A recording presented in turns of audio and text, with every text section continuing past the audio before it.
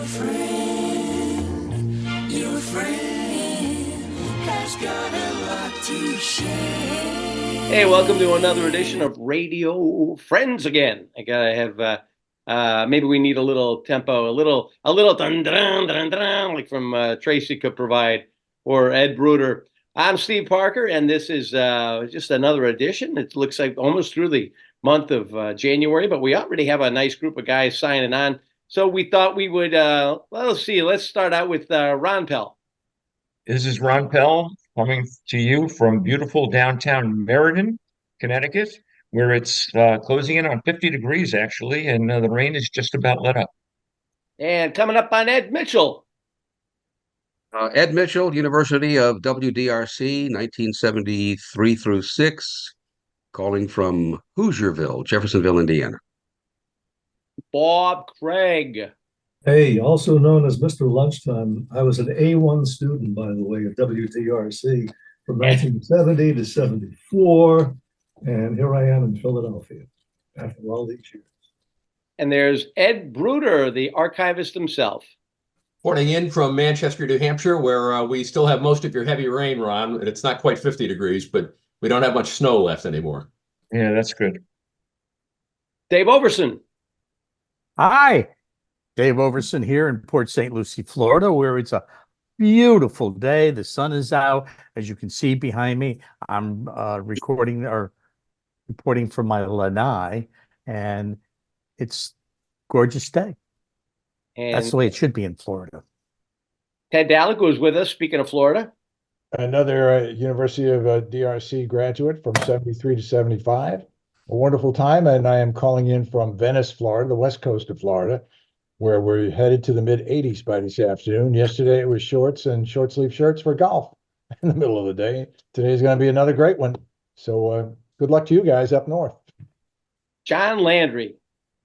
Hi, I'm with you today from Middletown, Connecticut, and the rain has stopped. The snow is gone, and I hope that it's going to be a nice day. And I think Pete Salam may still be walking his dog. Sounds like he is. We started the program this morning talking a little bit about some of the different great broadcasters that we've worked with throughout the years and that have passed on. And I know Ron, when we talk about it, you think of some of the guys that we had. But the one that always comes to mind for me, Ron, was Roscoe at WDRC. Yeah.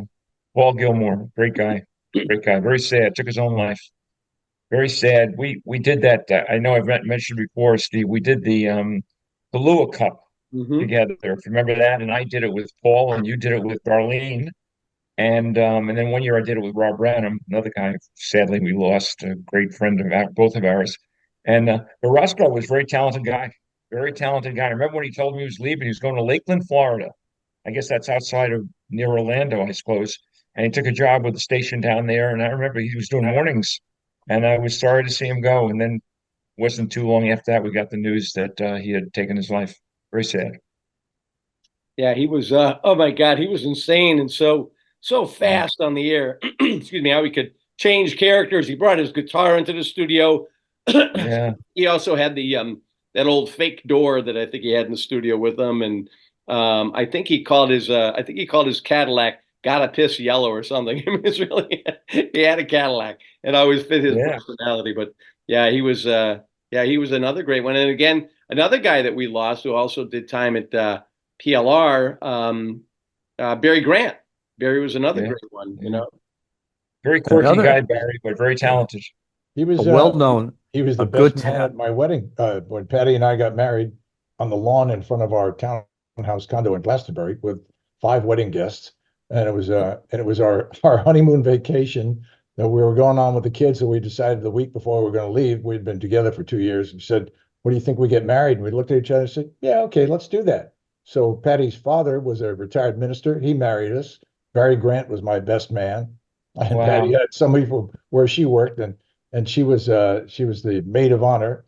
We had a wedding with a cold cut plate from Tops Supermarket and sandwiches, and our van was already packed up. And the next day we left on a 2-week camping trip to go with our kids, and that was our honeymoon. And I got fired weeks after I got back. Another good Wonderful talent time. we had was Pete Sullivan. Yeah. And Yeah, I know Pete was great. John Landry was his producer. And John, you did a lot of work with Pete in the morning. Tell us some of the stories that you had with Pete. Well, I was brand new at the time. He was my first disc jockey that I worked with. Uh, he had a lot of voiceovers that he used to do. His character, we used to record, and he'd play back. You know, we talked to them and all that. So similar to what like Ted Dalico used to do after that. We had a How lot of about fun. I was yeah, you had a- surprised to hear that he had passed early. Yeah, I remember the card game he put on the air. He had all the chips in the card game, and you were recording that onto tape, and he was talking over the character voices that he recorded on the tape, which gave you the illusion that there were more than two people in the studio with him. Very well done, very Right. well done, very clever. I Very remember clever. one bit he did also when the GHO was on, and he was talking about putting they had a camera and a microphone inside one of the cups in the 18th hole. And I remember watching, because I was doing middays when he was doing mornings. And I remember watching him holding up a tin can, like a big soup can or something. And he had a golf ball rolling around inside the soup can. And he goes, "Oh, here it comes, here it comes." You hear the voice coming out of the soup can, and then it drops the ball in, rolls it around. It was like, oh, oh, oh, oh, and another went into the whole character. Peter being hit was by a golf really, ball. really good talent. Oh yeah, he was It's great. sorry to see, he was let go at DRC, but he wound up going to Los Angeles, and I had the opportunity to hire him at WMGK when we were getting set up and revamping the format. And he called me and he wanted to know if I had any openings. And I said, yeah, as a matter of fact, Peter, we do. We have a morning open. I'm looking for a morning guy.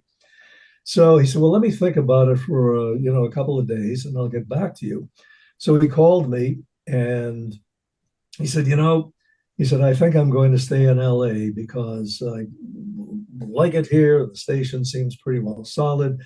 So I said, well, it's your call, Peter. So, do what you have to do.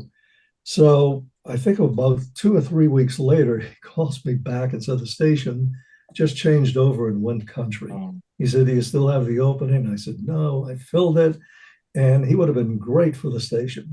So I never got to hire him then, but I wound up hiring him to WMGK several years later, back in the 80s. This was around 79 after I shortly got there. And we were setting up revamping, and the station really took off and did well. Peter came to MGK to do mornings around 1985, 86, when the station wanted to have more of a higher profile with a morning guide.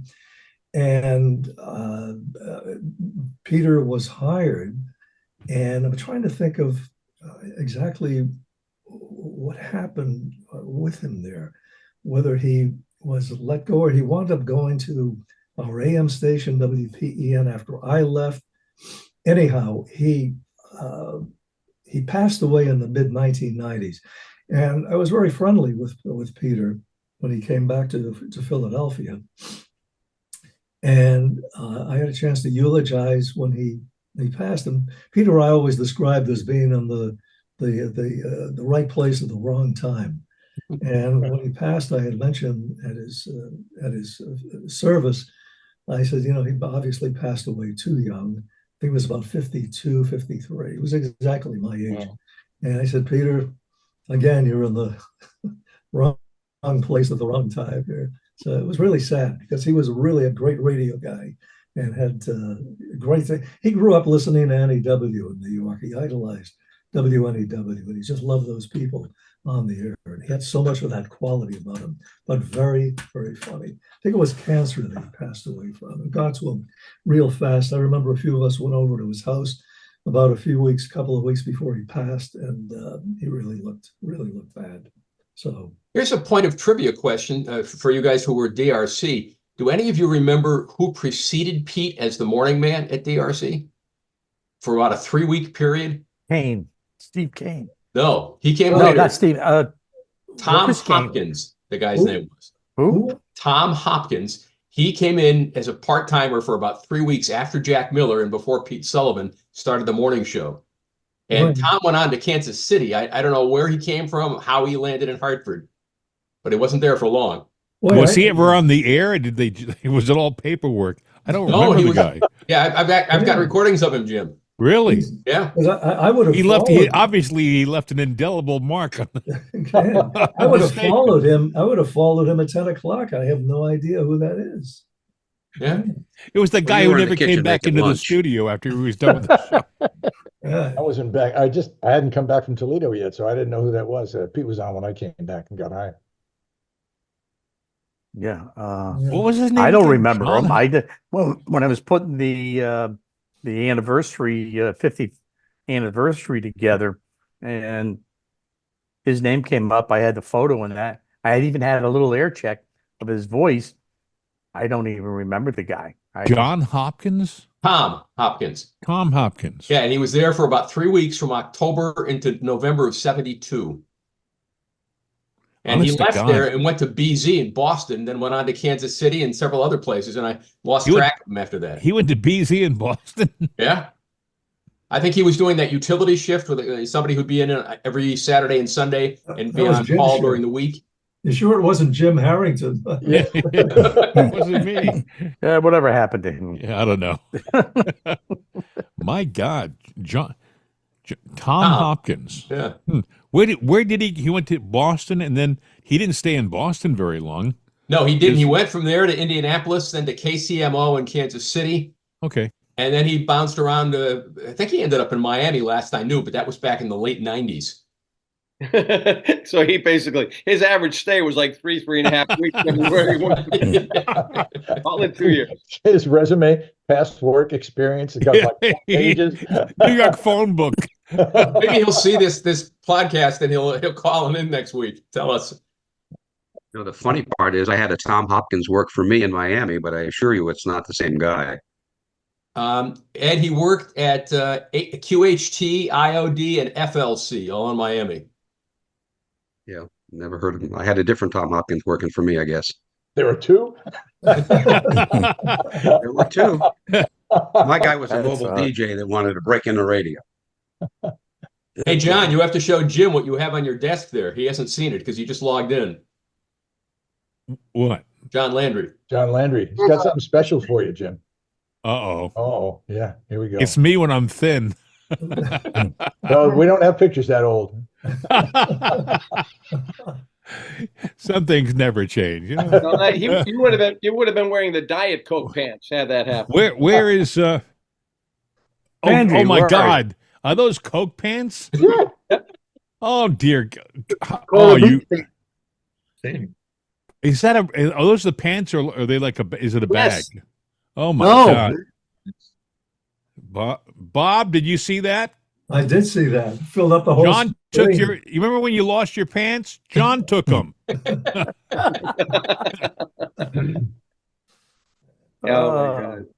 Another Big D history mystery. We got to find out where Tom Hopkins is.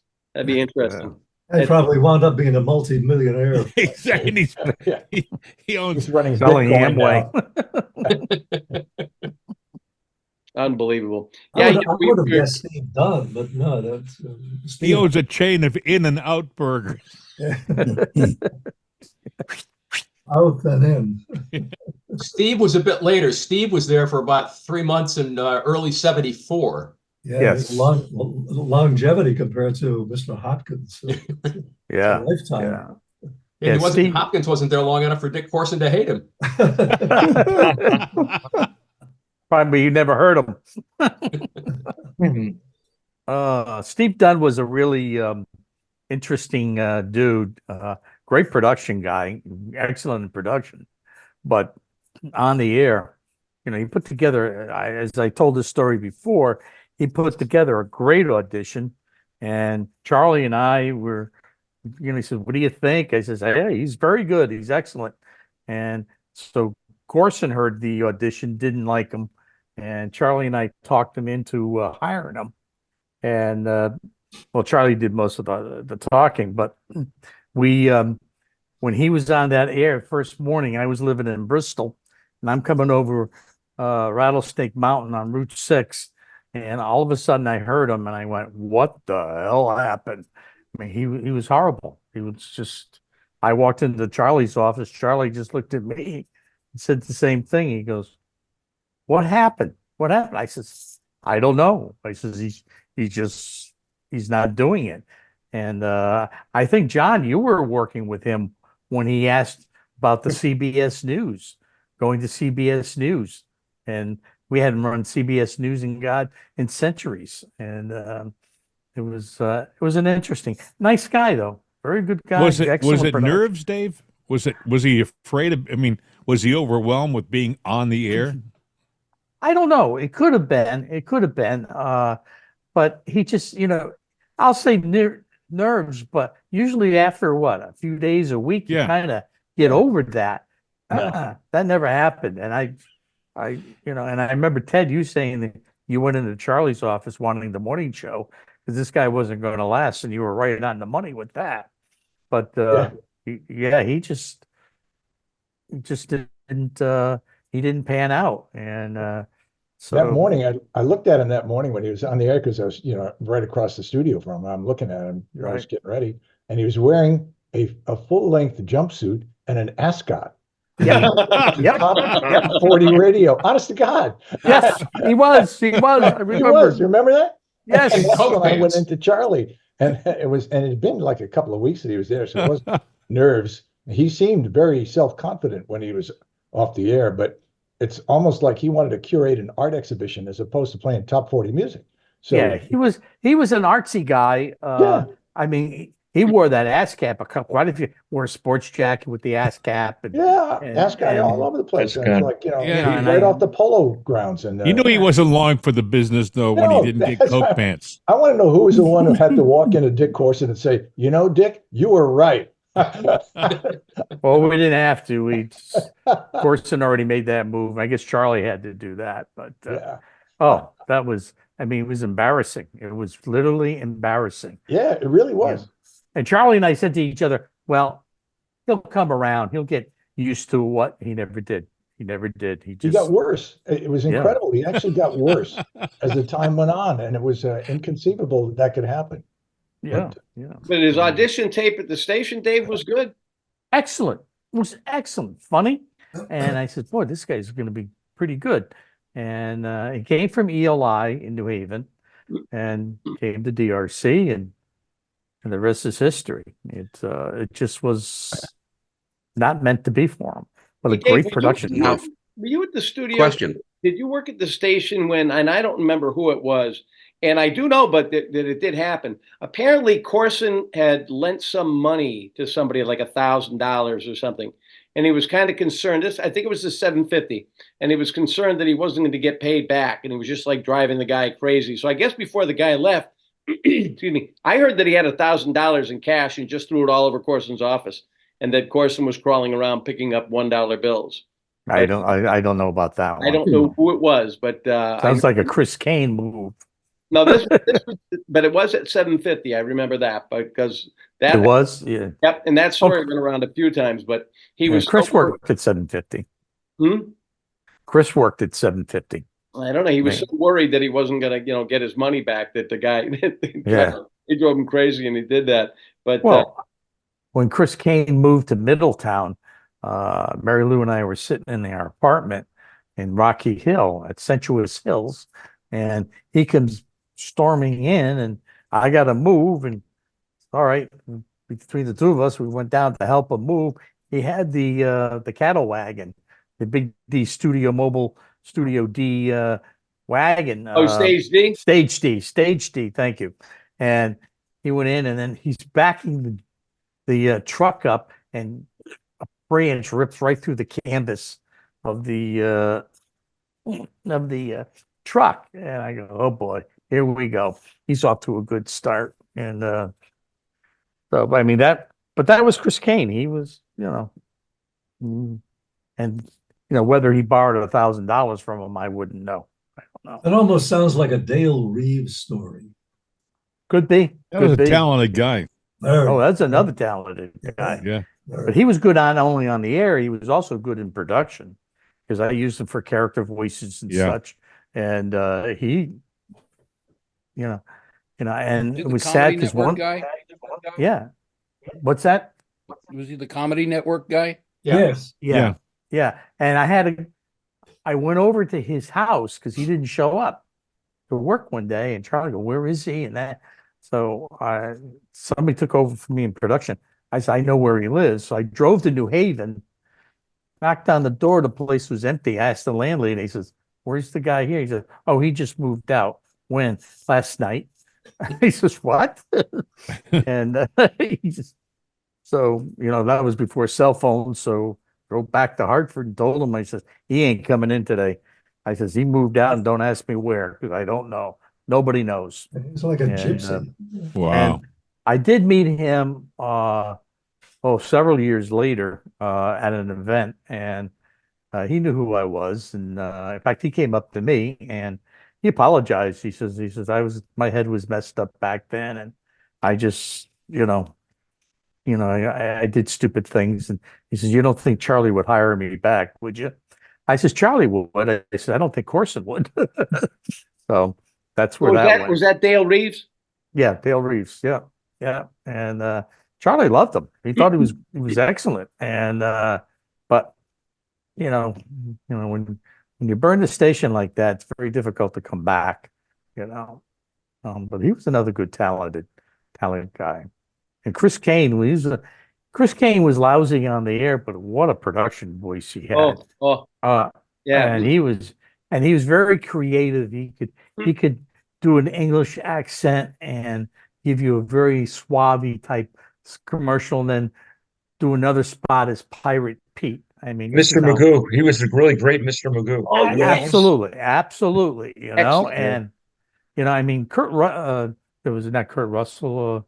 Yeah, Kurt Russell did Mr. Magoo too, and he was excellent at that. I didn't work with him, but he was excellent doing that voice. But Chris Kane was just as equally excellent doing Mr. Magoo and a whole bunch of different characters. What about Al Gates? Did Al Gates do characters too? Yes. He did. He had Feathers, which was the duck. And Yeah. he also had an old lady voice and a couple of other things that he did that he had brought with him from Boston. Didn't he do? He actually did Butter, and I think that they used to fly him. This is the story. They used to fly him to L.A. to go. I thought that was Ken Griffin. They did that with. Was it? I thought think it was Kenny Griffin. Yeah. Al was a national voice for a lot of accounts, but I think he did most of his stuff in New York City. Yeah. But that was, you're right. The thing that was unusual in the story was that he was in New York, and they would fly him to L.A. to do that one line. You think they would say, "Have you heard of tape?" But no, things were different back then. He did a lot of industrial work too, because there were a lot of things that when I was doing just voiceover work, industrials, there was a lot of toss up between me and Al Gates and whether Al Gates was going to be either better at the job or available or not available, as things work out in the recording industry and commercial stuff. And I was told frequently, even by people in the Hartford market, Len Silberger produces too, and also at TapeWorks, they said, "Oh well, Al Gates is in here this afternoon. You're doing the other part," and blah blah blah. And it was but he did a lot of work around the area. Lee, you must have worked with him a couple of times, didn't you? I never did, but he lived in Wilton, so he was pretty close available for New York. Yeah. But no, I used to listen to him on WRKO, but I never worked with him, and I never actually met him. I remember when he worked on WPRO back, I want to say in 62, 63, way back. Of course, I was. In fact, he also worked at POP, Lee, but I think it was before you were there. Oh, way before, yeah. He got let go at DRC. He went to INF in Manchester and did mornings there for a year. And then he ended up at POP doing sales in off-air capacity. Yeah, no, he was in sales. I remember that he had been in sales at POP, but he was already out of there by the time I got there.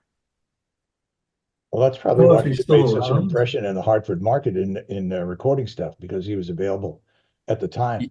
Yeah, I mean that was in the days when you had to go to the studio and record. Yeah, right. There were a few lines. people. No, there weren't. almost no, but there was Switch 56. A few people had that. And ISDN was so, I mean, you had to be the king of the hill to have ISDN. Yeah. Now, was this, I just spaced out there. Was this Al Gates you were talking about? Yeah. Yeah, Al went on to do some television commercials too. Yeah. Yeah. Oh, yeah, he was Yeah, a great voice. I saw him once doing an on-camera thing, and that was back in 1974, I think. And that was there were Black Dog Taverns back then. It was for a guy named Fritzy Zivic that owned it, who was formerly a boxer before that. And it was interesting because Al was such a great cut up on the outtakes. I mean, God, he had great sense of humor, just amazing. Dan Ingram in New York did nationals, and he sounded different doing his commercial work. He'd do his afternoon show on ABC, and he kind of slurred his words. How you doing, Kimasabi? And he didn't pay a lot of attention to his diction, but then he'd go over and do a Campbell Soup spot and sound like a whole different guy. Just a real talent. He did imaging for DRC. Did he? After I left in the 80s, I believe. Yeah, I think Frank Holler did that with him when Frank was there. Frank Holler set that up. Frank was Frank's idol. Frank worshipped the guy, and he got him to do that. I remember that. I was there then at DRC when he was doing the voice. Didn't he work for a time in New Haven? Yeah, he did. He was a jazz DJ for a while at NHC. NHC. He went under the name of Ray Taylor, I think. No, that was when he was in Bridgeport because he worked at ICC in the late 50s. Yeah. Wow. Yeah, I think now when was it that I think Ron, were you there when Bill Rock was doing some voice imaging for DRC? Yes, I was. I think Walt set that up, if I'm not mistaken. Yes, and Wayne Walt did. Yeah. Yeah, he was so thrilled. He always refers to that. He was so thrilled to go back to DRC and do those. He was really, really thrilled about that. Buckley loved Bill Rock. He was a great guy. Loved his voice, loved everything about him. Yeah, he did OR. Yeah. He hired me He at did OR, MEX. That's right. He hired me at MEX in Boston. He was a great guy. Just a good guy to work with. One of the nicest guys in the bit, and talented. He was wasting his talent by being in programming. He belonged in front of a mic, which I think later learned. I mean, he did the voice work. Crazy. When I first started at CRN back in around 2008 or so, we went to, I think we went down to Chick's in West Haven or whatever that is, a little restaurant down there, or down at Savin Rock. And Jimmy's. Jimmy's? Yeah. And I remember because the whole time we were sitting there, he kept getting like paged from, I think it was CBS that kept calling him. It's like, and I'm like, are you bullshitting me or what? Because I had to keep getting back to them. Like, I had to keep calling them back. But we still talk. He's just he is on Facebook if anybody wants to connect with him. He's a great guy. And he does want to join us at some point in time, but he's been still dealing with some voice issues. And Dave and I did an interview with him back a year or two ago before the reunion. And he was struggling back then with the voice. So I think he still sounded good. He still sounded good. I did his audition when he came back to, I guess, to audition at DRC. Charlie said his audition was too good. He could never afford them. But funny, oh my God. He and I were in tears. And he kept going out downstairs, had to go downstairs every 25 minutes to put a quarter in the into the parking meter. And it was a snowy day. He put his coat on, run downstairs, put the money in the meter, and then come back up. He'd be full of snow and come in, and I think we spent about 2 hours. But the outtakes I have his audition. I have the outtake. Bill Rock, yes, I have the auditions. Ed Bird, didn't he work at NBC for a long time? With Howard Stern he was Radio City Bill. He was there yeah. in the Imus days in the early to mid 70s. Yeah. I think he did a utility shift at NBC. He worked at Y&Y too, didn't he? Yes, he did. Yeah. He did Sunday mornings for me at Y&Y. I hired him because I knew him from New Haven because he was PD of WELI and corporate PD for that company back then. Yeah. But yeah, he'd come in and do Sunday mornings, and yeah, it was a highlight of the day. Pete, was Then he that became company the- in Silco? Yes, that's Yeah. right. Yep. Then he became the International voice of. Silver Company. He was the voice of International NBC. Silver. Yeah. Yeah. He was Another- the voice of NBC and Right. MSNBC for God knows how long. He may still do work. But on, he does still credit DRC. Sirius. He's on Sirius XM. Oh yeah, well Yeah. he's off of there now. He actually Oh. he started Elvis Radio. That was his big thing. Yeah. And Yeah. and I think there's the Elvis train or something on Facebook that he's part of. But it's interesting because I remember when we connected with him for the reunion, and he was so excited because he said he grew up being able to look at the towers of DRC, and that Grew up in Bloomfield, I believe. it was old time radio. It was back before they went into music. I mean, he goes way back, and he said that the first time he came up to DRC, he was just a kid. But it was 750.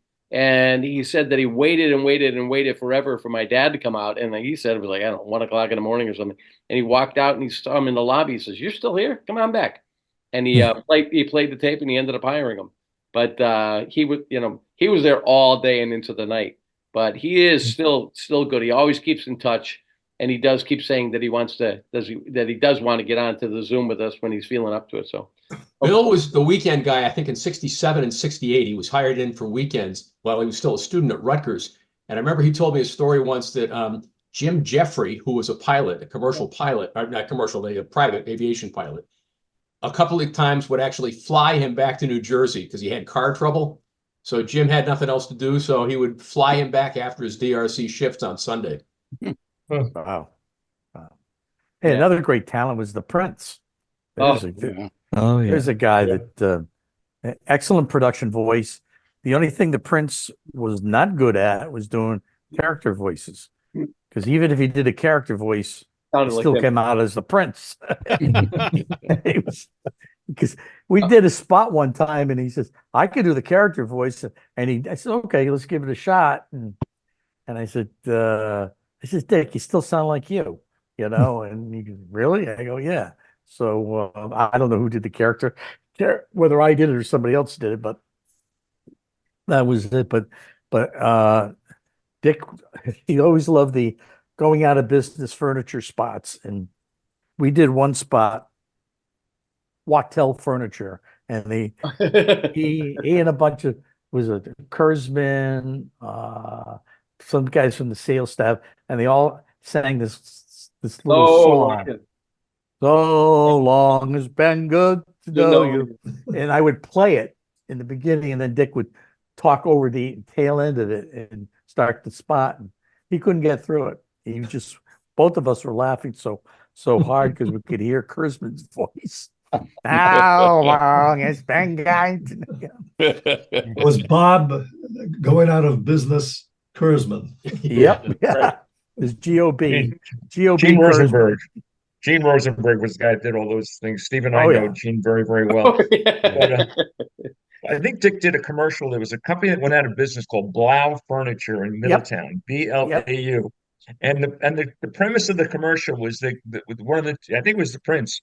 He was like, "I'm Bill Blau. Unfortunately, we're going bankrupt." And he told us a little story. Well, it was my account. I get a call from Bill Blau. He says, "If you don't take that off the air, I'm going to sue you. I'm going to sue your radio station. I'm going to sue everybody that works there as fast as I can. That's defamation of character." I said, "It's a commercial. You're going out of business. We're trying to bring businesses. I don't care. Get it off the air." So, of course, I had to go in, whoever was working, maybe course, and they said, "We got to get that off the air. We're going to be sued." He said, "What? Get it off the air." And what did he? What did he did he continue advertising? Is going out of business? We just changed it out to a regular. Remember, we used to have these kids. He sounded happy. Before. He was happy he was going out of business. Well, he was going out. They were going out of business, but he didn't like the portrayal of like, "I'm Bill Blau." Yes, poor Bill Blau. I remember poor those. Me. We're destitute and we're bankrupt, and these guys, most of these guys, they would sell their company to Gene Rosenberg, and in the middle of the night, he used to keep bringing in furniture. You have to get a state license in the back door. Store. That's what you sold.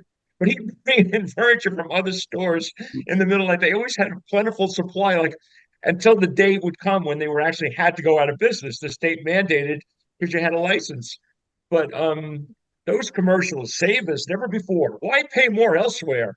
Why this is a sale worth traveling thousands of miles to attend. Time is running out with the clock ticking in the background. Yes. Everything must go. Yeah. I My remember dad when my dad was in the furniture business, and he told me that the two best money generating events in the furniture business were a going out of business sale or a fire sale. Yeah, I remember when he had Today's Furniture on the Berlin Turnpike, which went out of business as a bunch of different places.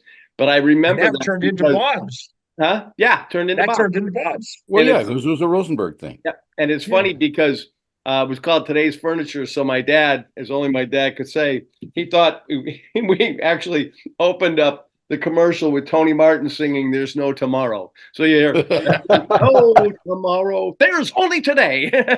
When I was about a year after I moved to Connecticut, I was living in the apartments up the hill in Newington, basically across the street from there. And the first time my folks came down to visit me from New Hampshire, and I'm giving my dad all these directions, and he said, "Why didn't you tell me it was just up the hill from Benelli's Furniture?" Oh yeah, that was. He knew every furniture store in New England.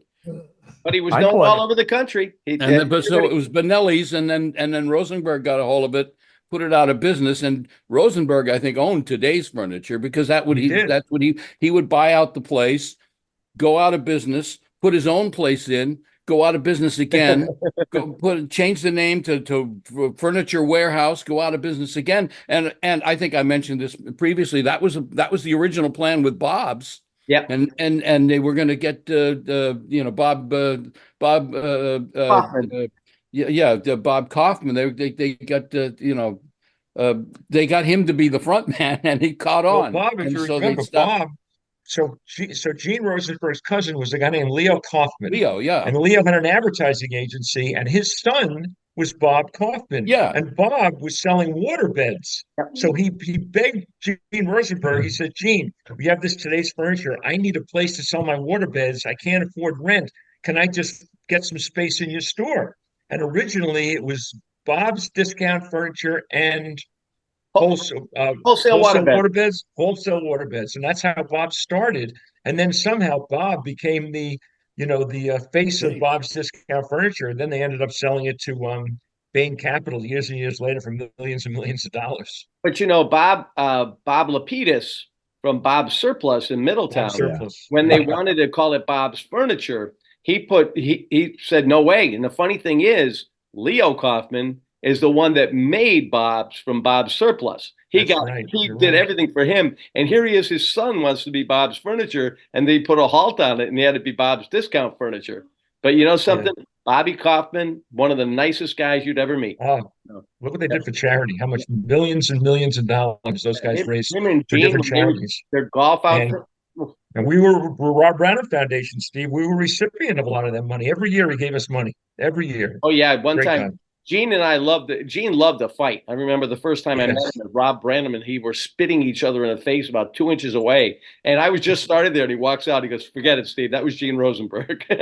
But I do remember he was just. I got into a big fight with him one time at one of the furniture stores. And as we're storming out of there, he goes, "What about the Rob Branham Foundation?" And I looked right at him. I said, "You want to do that now?" He goes, "Most important thing," and he pulled out the checkbook. Yeah. How many hundreds of commercials did Dick Robinson do for Railroad Salvage and Ruby Vine? Oh God! Big wave. 4 o'clock every Friday, Dick would come shuffling into the room with his the Railroad Salvage Orange Blossom Special album. Come in and, "Hey, I need to do this." And I gave Dick a carte blanche, 4 o'clock to 5 o'clock.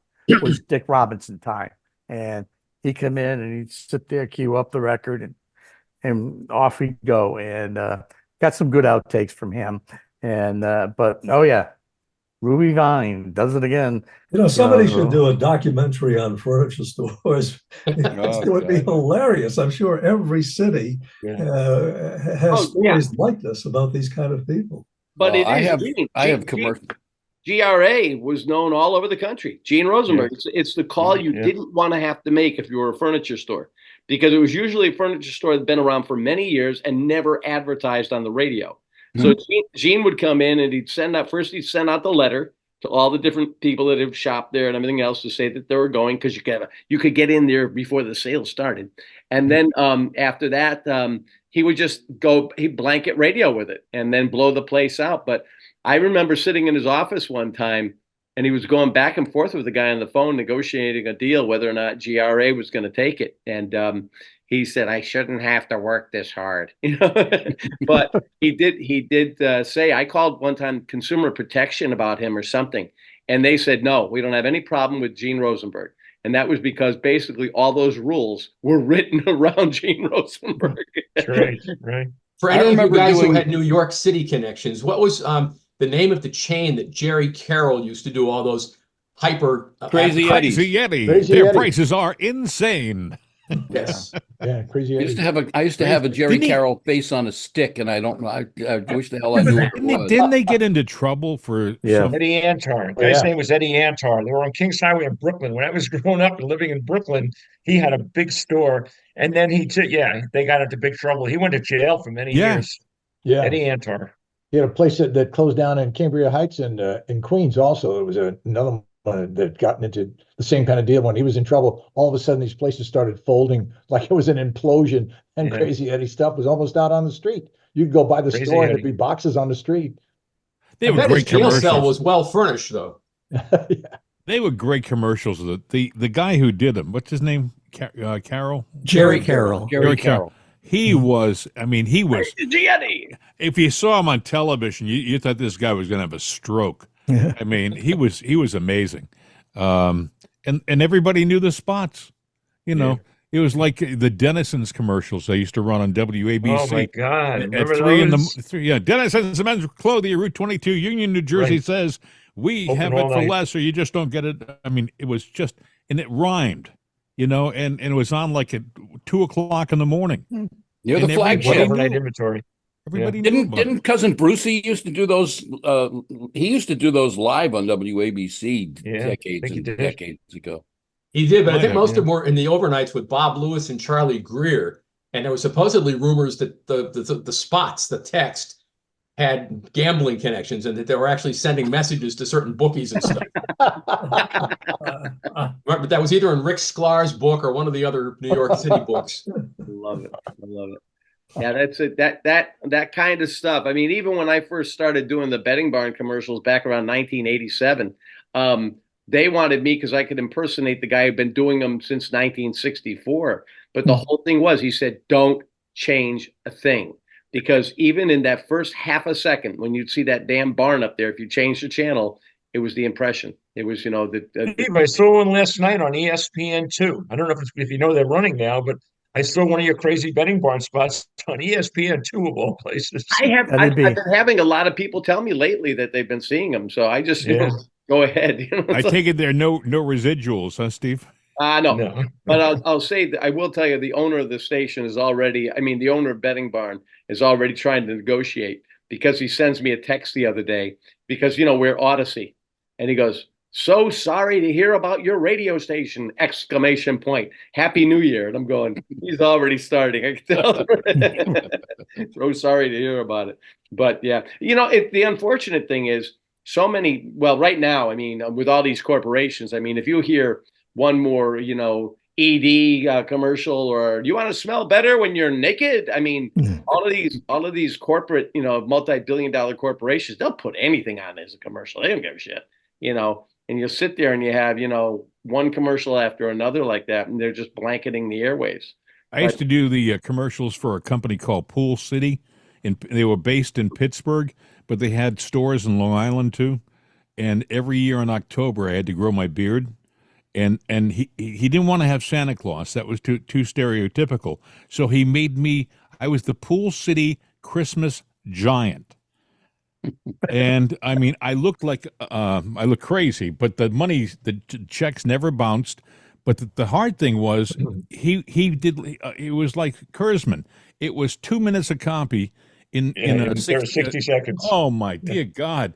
And I had to do it on television, and it was brutal. I can remember he would shoot it in one of his stores in suburban Pittsburgh, and I mean, it would take hours setting up and getting it done, and then I would screw it up, because I couldn't read it. I would have a stroke doing it normally, and then I'd go back to see somebody in the suburban New York area, and they'd be on one of the TV stations back there, and I thought, boy, if I only got residuals, if I only got. There's never residuals. I mean, no. Some of the commercials for Betting Barn, I'm not kidding. I had to do them 20 years ago, and they will just run them and run them and run them. Because when we did I was on a retainer for a while, the first few months, and boy, oh boy, if there wasn't a commercial coming on the air, he would beat the crap out of me. And I was in radio. That's where, I wasn't making much money with the commercials. So finally, I'm the one that wrote my own death certificate. I basically said, here's the deal. I write them, I do them, you pay me, goodbye. And I just, and then I didn't know he'd be running for 20 years. But then I still have people tell me they're hearing me on Kaoud spots. I haven't done a Kaoud spot in over a year. Hey, listen, when I did the Jaws thing when I was at DRC, I made a whole $93 or $94. And I was so hard up for money back then, I cashed the check. Even it said Universal Studios and stuff. I cashed the check, and that was it. And about 10 years ago, here, I get a check in the mail for like $6 from France, of all places. But it was a residual check. I had never gotten a residual check in my life. They ran it somewhere in France, and they looked at the list of people who were involved with it, and they all got residual checks. It's like getting Jim, 20 you didn't bucks in a update your class address. action They still suit. thought you were in Vernon. Say again? You didn't update your address. They still thought you were in Vernon. Oh, there's a stack of residual checks from my house on Lake Street. Great. Now, the whole thing is with all of that stuff, they've never, ever, ever really, if there was a way around it, I mean, we saw that. I mean, the only commercials that were worse in this market, worse than Betting Barn, were Ruby Vine. I mean, but it was again. Choo-choo, Ruby and Choo-choo Vine. Yep. Yeah. And it was the same thing. He'd always open up with his hand like this, like he's, Hi, waving with it. folks. Right. Yep. It was always hi, folks, like that. Yep. Tracy. Oh, yeah. Morning, everybody. Up here we had Sound Playground, Super Don. We had a few pretty lousy spots up here. Sound Playground was, when that was going, that was a money machine because he had to get his name, Steve. The guy. What was the agency? The guy, he went to jail, I think, too. Bob? Shankman. No, this is before Shankman. There was another guy who was a bad guy also. He wasn't as bad, nobody as bad as Shankman. But oh shit, what was his name? Bob, I forgot it, but he was also a bad agency guy. Not Ray Mayer. His bills. You know, a lot of these guys are named Bob for some reason.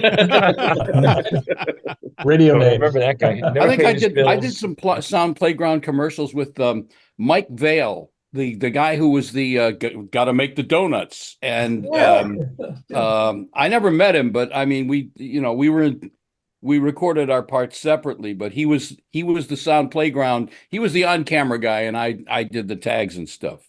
Same guy that did the Brookstone commercials. Breakstone Cottage Cheese. Yeah, he lived in the Berkshires. Yeah. One of the great voices we had for commercials, excuse me, is Lon Landis. He did the Connecticut Dragway and the motorcycle races and such. He was excellent. It just sounded like he was doing a newscast. Yeah, but I mean, his voice was a little different because you couldn't tell it was Lon. And he'd be doing this whole thing. And one of the spots he did, Morato's son would come up, hand him an envelope, and we would, between Lon and I, we'd figure out, well, we'll do this break here, we'll add that. And then I just added all the music and all the different character voices in it. And But the funniest one he did this whole high energy spot, and then right at the end he stopped and goes, put the mic real close to him. He goes, "Of course, Frank Marotta presentation." It just stood out. And, he had this high boom, boom, boom, boom, boom, boom. Of course, Frank Marotta. So clever, very clever. My dad would always go, "It's gotta be Marotta." Didn't we Everything get had to paid? rhyme. Didn't we get paid like $2 a spot or something like that? Or You got $2.50? $7.50 per spot. If it's the same spot in the same sitting, it was $5 for the second spot and $3 for other additional spots after that. If you started a new client, then it go back up to $7.50 again. You serious? I thought we did get paid something. Yeah. Yeah, you did. I think I made a because you wrote grand your name total. in the book, and then Roger would you wrote the name and then the client, and then you would give the list to Roger, and Roger would figure it out and give you guys the extra check or add it into your regular pay, I guess. Now, I think Roger, I made a grand total because I was in such big demand to do spots on the Big D. I made a grand total, I think, of $23.50. What, doing the none houses, of us, we weren't fighting each other for a spot, No. House of Zodiac, Bob? You remember Was that the one? House of Zodiac. I Oh. would go there every Friday. I mean, Yeah. They're finally tearing that place down. Really? Yeah. What has it been the House of Zodiac since? Oh, no. and everything. I thought I had an idea though about 15 years ago. I said they should make it the House of Zodiac again, because all the people who used to go there in the 70s are now divorced and single again, and they'd be a place to go hang out. I used to go there every Friday afternoon, like around 5:30, and you'd hope you'd get lucky, and if you didn't get lucky, if you went there and saw a bright orange AMC Matador parked right in front of the door, that belonged to John Szynski, who was a sales guy at POP.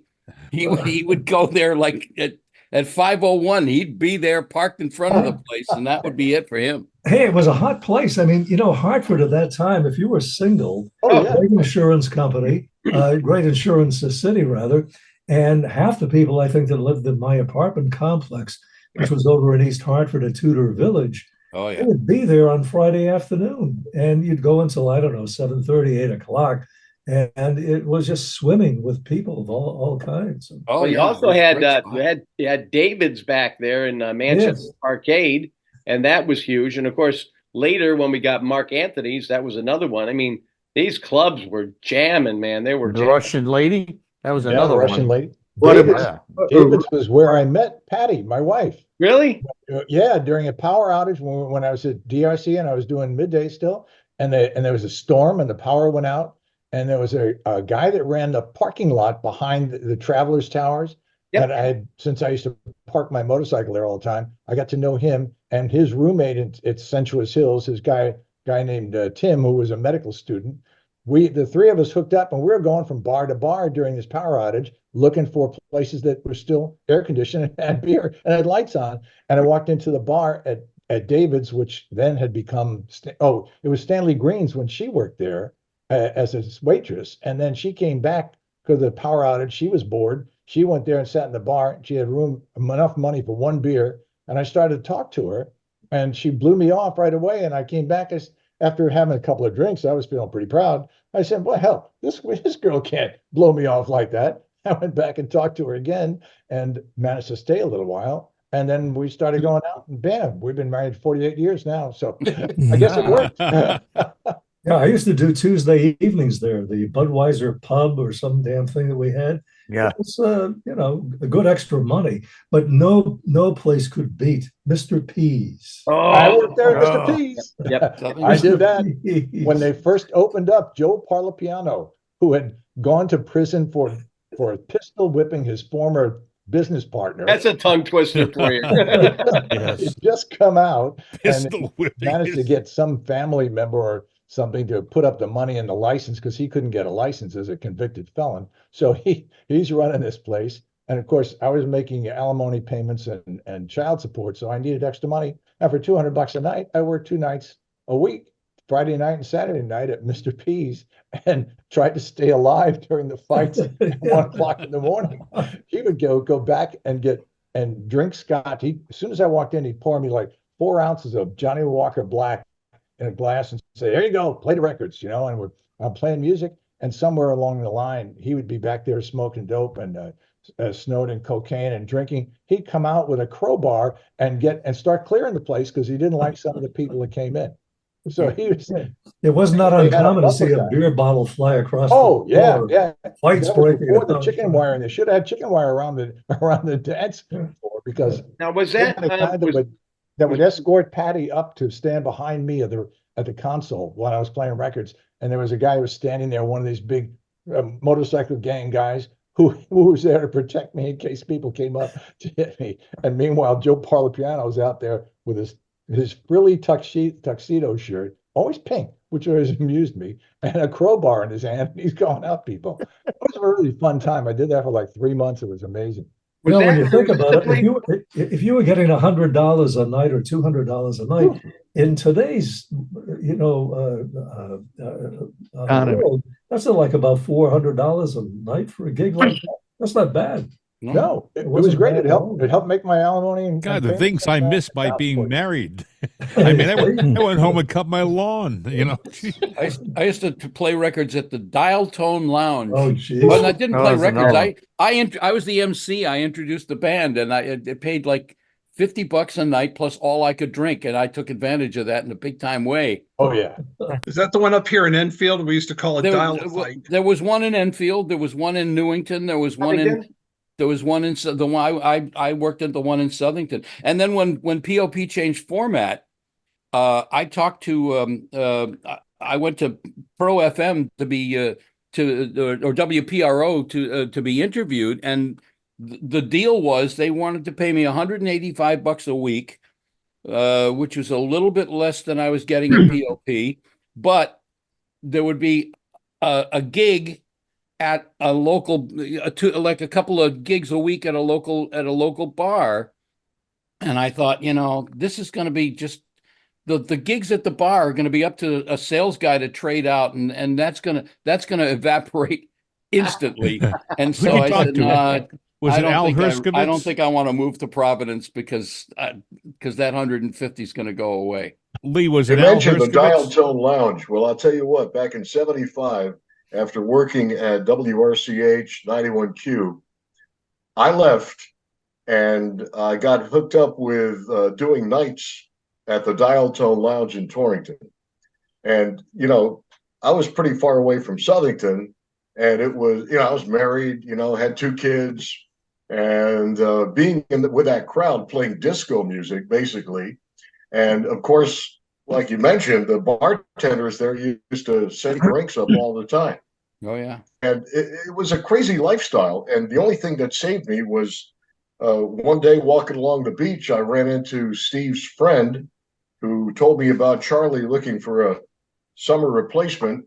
And that's when I got hired at Big D and got me out of that lifestyle. Thank goodness. Well, it wasn't a lifestyle thing for me. Well, that was my lifestyle. I used to go to Brock's every night after work, so I had to not go to Brock's on Tuesdays because that was Dial Tone Lounge night. But because we would go to Brock's literally 7 nights a week after that was the POP radio hangout. And they had those drinks called leprechauns. Leprechauns, yeah. It was served in a cocktail shaker. Huge. Yeah. I remember going out one night, and I think we took that same drink with us to 2 or 3 other bars. Yeah, that had vodka and lime vodka and whiskey sour mix and some other kind of alcohol in it. Oh yeah, and we would pound those things back. Gasoline. When you worked at the Dial Tone, I want to ask, when you worked there, did they have a booth above the dance floor where you were up there all by yourself? Mostly? Well, I wasn't playing records though. I was they had a live band at the one in Southington, and I was just the MC. I would come in, I would come on, go on the stage and introduce the band, and then get up when the band was taking a break, I'd get up and tell some jokes. And that was it. Well, I was in a it was booth an easy overlooking gig. the dance floor, see, and just observing the people hooking up. It was really a blast watching them, try to get in touch.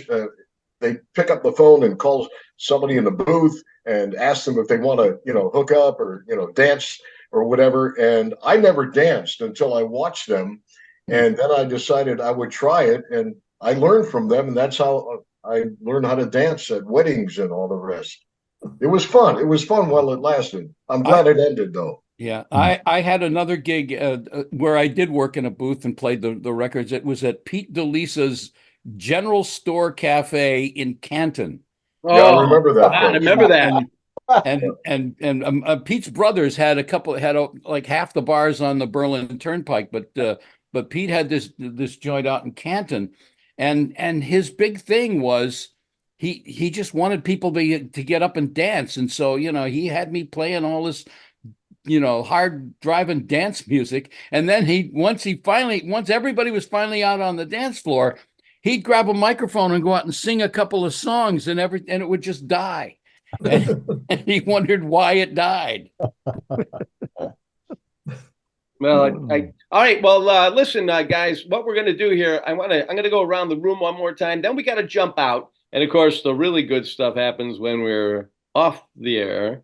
So we're going to go around the room one more time because this has been too good. So what we're going to do is we'll just outro this one, because Dave said I didn't do it before. So before we go, we do have a couple of other people who jumped in with us as the program went on. And we got Jim Harrington joined us. And let's see, we've got Clark Schmidt joined us also. And Tracy Carmen jumped in with us. Let's see. Marks. Yep. There's Bob. Yep, right there. And let's see. So we do have Dave Overson, Ed Bruder, John Landry, Ed Mitchell, Pete Salant. Let's see. And I think I said Clark. I did. Let me see who else I'm missing here. Ron Pell is over there. Pete Salant.